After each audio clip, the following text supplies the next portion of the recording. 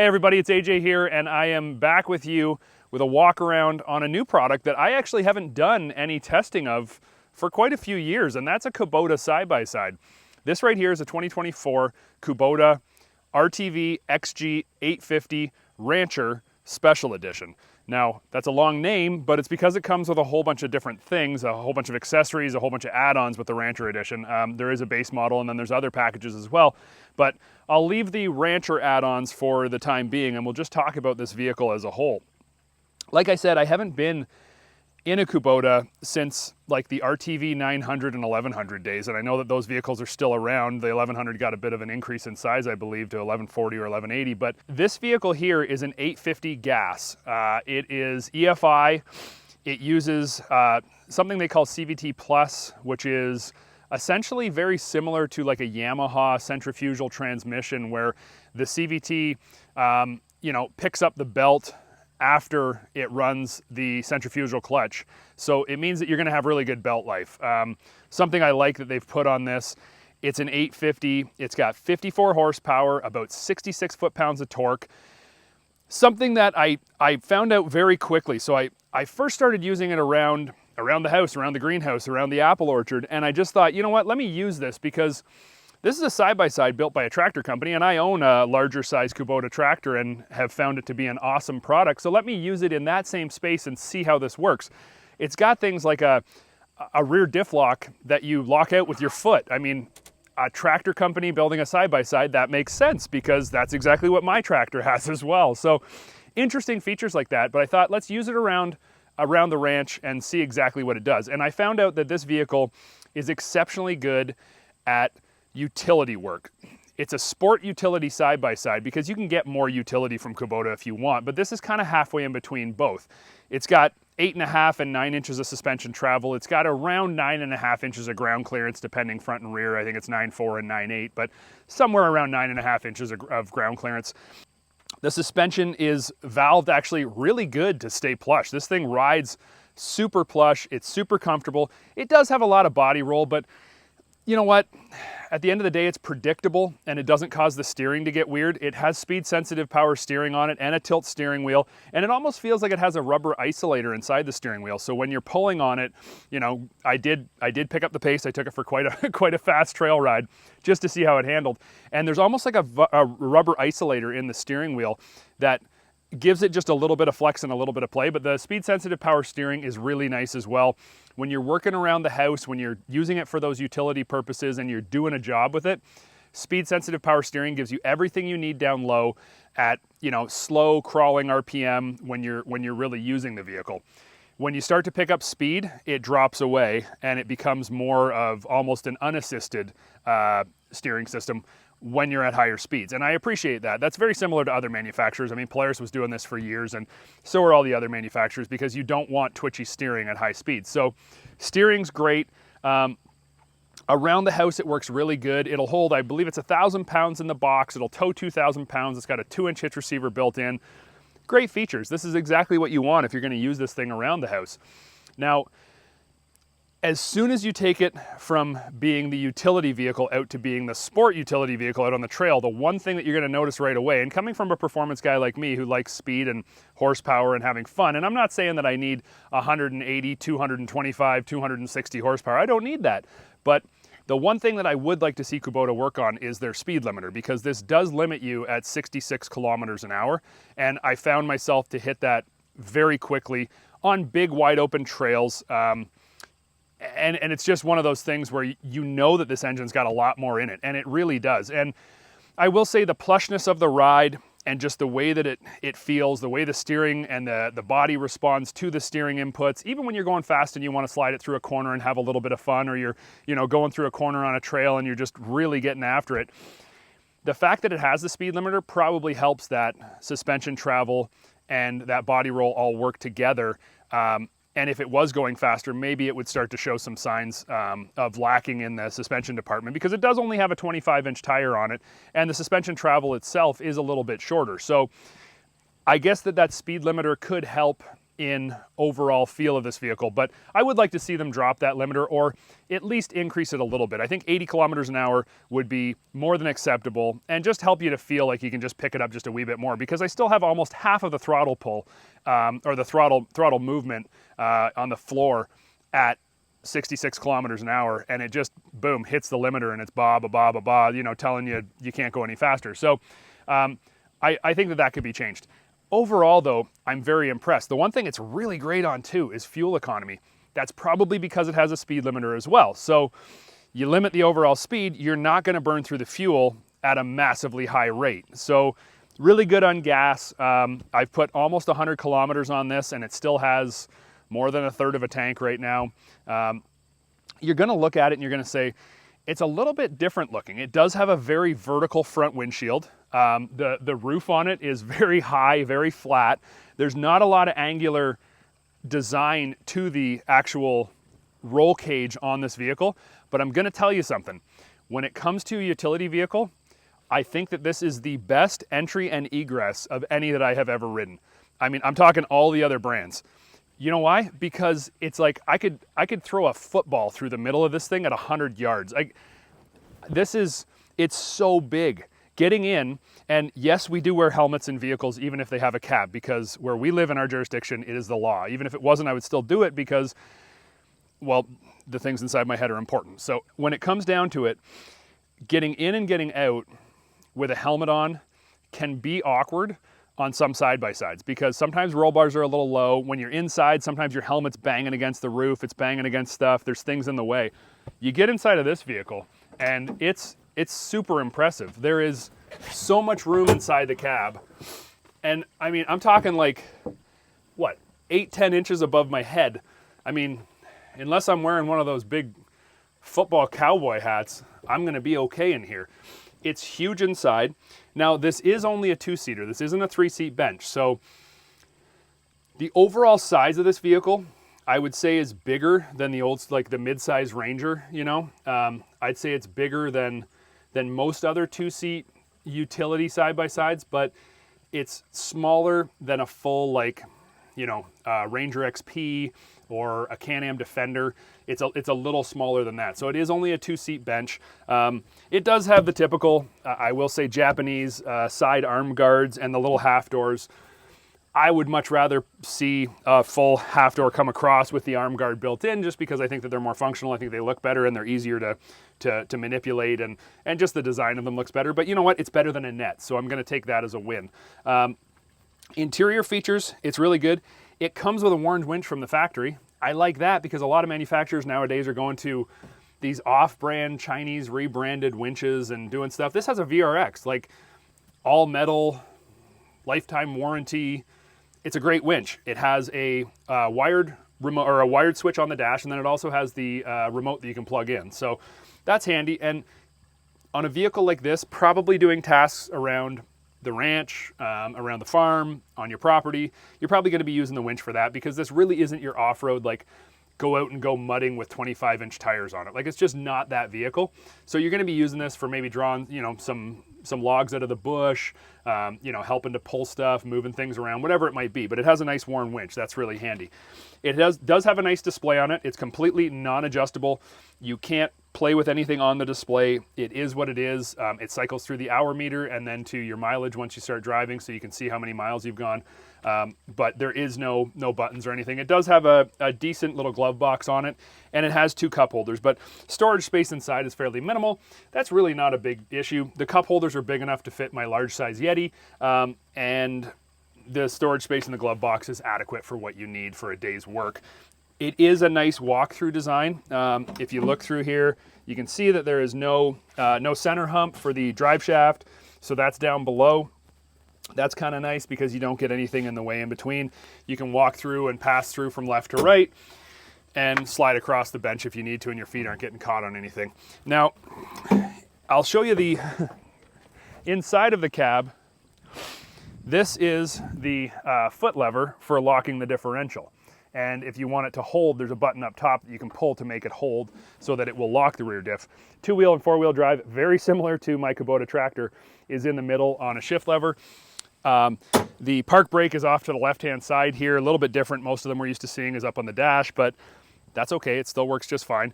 And it has a very tractor-ish type headlight switch on it as well. Now, it's built by a tractor company, so I'm not shocked that it has all of those features, and I'm not shocked that it has some things that we're not used to seeing on most side-by-sides. When it comes to the rear box, little bit different than traditional when it comes to the side-by-side industry. This is an all metal interior of the box, and it's like, I'm not gonna say it's, well, it seems to be Line-X'd. It's got some kind of a hard textured Line-X style material on the inside. And I actually think that this box is probably gonna outlast most other utility boxes because the coating on it is crazy thick and super durable. I had a ladder in here. I had a bunch of other stuff. I went around and used it for a bunch of different things, and it's a little dusty and dirty, but it's not showing any signs of wear whatsoever. And you know how it goes with a plastic box, the interior of a Defender or a General or a Ranger or whatever it might be. First time you put something in there, I mean, you could put a plastic cooler in there and you come back from a ride and it's got scratch marks and everything in it. This one doesn't, so that's pretty cool. The bed extender is part of the Rancher package, so just ignore that for the time being. But yes, it has a Line-X box, which I really appreciate. The rear tailgate is also completely steel on the inside. And it literally feels like you could put two good-sized dudes up on there and there wouldn't be a problem. There is no sticker here like most other manufacturers saying 200-pound max, don't sit on this. Like, you know, I'm 225 pounds. This tailgate does not even flex when I get onto it. So I like the fact that they're building this stuff tough. They're building it for work. They're building it for people who want to use it, want to put it to work. It's got D-rings inside the box that are like bolted right through. You can tie some serious stuff down in here and you don't have to worry about hurting anything on the box. Now, it does have kind of more old school latches on it, but they work really good. They're spring assisted. And yes, you do have to pull both sides. There's no center pull, but it's easy, it's simple, and you know you're getting a positive latch. Now, out back, there is one thing that does drive me nuts. I will show that to you right now. Over here, we've got the release bar for the rear box. The problem being, I can't release it, and that is because there's two of them, one on each side. Now, Kubota, this is one thing that I think that you guys can change, because having two separate mechanical releases just doesn't make sense to me. I don't think that that's something that anybody's ever asked for or needs, so that's something that should be changed. It should be a single-sided. If you pull on this side, it actuates from the other side as well, because I don't really want to run left to right every time I want to latch the box. And especially if I'm doing work around the property and it's just me working, I don't want to run left to right, left to right, left to right every time. I'll end up just leaving this one unlatched, in which case, if it's flopping around, it could get caught on something. It's going to make that noise all day, and is it a big deal? No. Is it a deal breaker? Absolutely not. It's just something that I think that they could update in the future. Now let's talk a little bit about the Rancher package, because the Rancher Special Edition obviously comes with this massive badge on the back. It comes with a whole bunch of other features too. The cab being one of them, front bumper, rear bumper, the windshield, the rear window on it, the roof. It comes with soft grip handles on the inside of the cab for when you're getting in and out of the driver's side. It's got the interior rear view mirror. It has the side view mirror kit as part of that Rancher package. And then the obvious stuff, that big front brush guard, like skid plates on it. It has mud flaps, which are actually pretty significant. The mud flaps are pretty big, which is nice. And it's not rear flaps, it's front and rear. And they do look a little agricultural, but they're very functional and they work good. The bed extender, it's got those cargo bed side rails. And then it comes with that VRX35 winch on it, which is really nice. And then the badge that is on the back so that you know that you got the Rancher edition. But I like the color of the side-by-side too, actually. The headlights are LED really well. I was out last night in the dark just driving around because I wanted to see how good they work. And they're very acceptable, and that's a factory LED headlight, so that's really nice. Would I like to see a little bit of a bigger tire?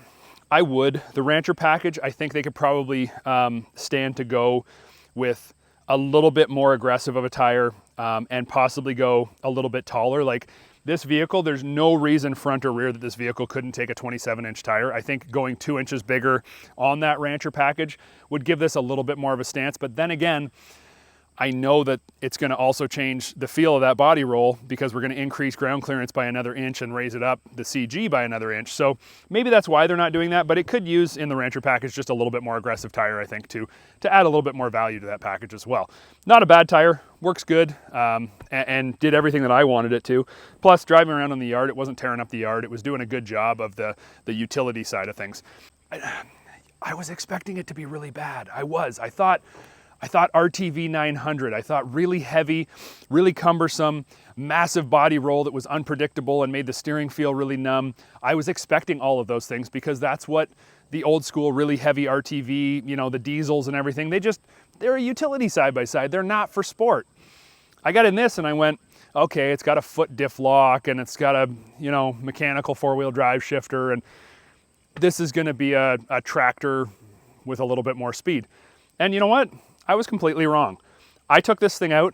I don't know if I should say this, but I actually jumped it too. I got it off the ground just a little bit because I wanted to see how the suspension handled, and I wanted to see, you know, when you're cruising along and you leave the ground. Now, I'm not talking feet off the ground, I'm talking inches, but I did want to see how it handled when it comes off the ground, when the suspension fully drops out and then comes back in.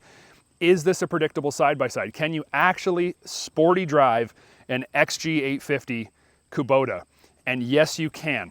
The speed limiter obviously comes into play really quick, and they have clutched this so that it's very, very soft on the bottom end. It doesn't, you know, you're not gonna be doing huge burnouts and brake torques, and this isn't your Polaris General or Can-Am Commander. It's not in that range. It's more utility than it is sport, but it will do sport, and it does it well. And I was pleased to feel the way that progressive power steering kicks in when I'm going through a drift, when I'm sliding it through a corner on a trail. It felt really good. And the suspension travel, even though it's short, and even though those 25-inch tires don't have a whole lot of sidewall, they really, it was a solid, confidence-inspiring ride. And as I was riding it, the only thing going through my mind was, I wish there wasn't a speed limiter. That's the only thing that bothered me. Everything else made me happy. I felt comfortable with. I really enjoyed the ride of it. I was very, very pleased. The body roll, yes, you can feel it, but it's working through the suspension. And I'll be honest, sometimes when I get in a side-by-side that's so sporty that it's just as stiff as can be and you can feel every piece of gravel you're going over, that drives me nuts. Having a little bit of body roll, but having it predictable felt really good. And I mean, yeah, you can move this thing around. It's not a light side-by-side. It's got some weight to it, but it works really well. I had fun with it, and I would happily test any other Kubota side-by-side because it's completely changed my opinion of sport utility from a tractor company building side-by-sides. We all know there's been other companies do this as well that went from tractor to side-by-side, and I think that this is a very good answer for a more utility, sport utility side-by-side. If you're looking for 50-50 sport and utility, I would say that this is probably more 70-30 utility and sport. And that's fine because really there's not a whole lot of answers in that category in the market right now. And I'd be happy to have this around my house. I used it and worked it, and that really feels like where the transmission is geared for, is working around the house, the farm, the property, you know, doing those tasks that you need to get done, putting it to use. Maybe you're using it around the farm and this is a business write-off because you really need to use it on the farm property. But then on the weekends you go, well, why wouldn't I take it out and have some fun? And that's where I feel that this Kubota XG850 really fits. And the Rancher package, it really does say, hey, I'm on the ranch, I'm on the farm, I'm on the property, and I need to, you know, work this vehicle with a huge bumper front and rear, with, you know, that bed extender so you can toss square bales in the back, with all these features that are very geared towards the person who's using it on their large property. So happy to have tested this. I feel pleasantly surprised in the results of how this went, because at first I was expecting a tractor company's tractor side-by-side, and what I got was a tractor company that shows me, hey, we know durability because we build stuff for the long haul. We build tractors that do years and years and decades of work on farms. We can build a side-by-side that's stronger, more work focused and beefy, but still you can have fun on it. And that's exactly what they did with this XG850. I screw this up every time. I never ask you guys, if you like this stuff, leave comments down below. Make sure you like and subscribe. check out all of our other stuff, because we've got almost 1,000 videos here on Dirt Trax about all different products, ATV side-by-side, travel trips, installs, everything you can imagine.